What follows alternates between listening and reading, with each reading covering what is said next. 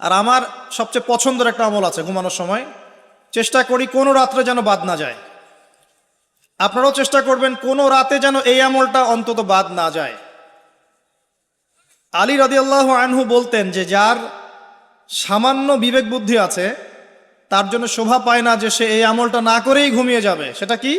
সূরা বাকারার শেষের 3টা আয়াত তেলাওয়াত করবে। সূরা বাকারার শেষের 3 আয়াত অথবা 2 আয়াত পড়বেন, একই ফজিলত ইনশাআল্লাহ। কি ফজিলত? সারা রাত নফল নামাজ পড়লে যে নেকিটা পেতেন, আপনি এটা পড়ে ঘুমিয়ে গেলে ইনশাআল্লাহ সেই নেকি পেয়ে যাবেন। যদি আপনার নিয়াত থাকে তাহাজ্জুদের, ইনশাআল্লাহ আপনি পেয়ে যাবেন। এই যে কাজগুলো করে ঘুমালেন, আপনি 3 ঘন্টা বা 6 ঘন্টা ঘুমিয়েছেন, এই যে পুরো সময়টা আপনি ঘুমিয়েছিলেন, এই পুরো সময়টার জন্য আপনার আমল নামায় নেকি লেখা হবে। অথচ ঘুমের দরকার কার ছিল?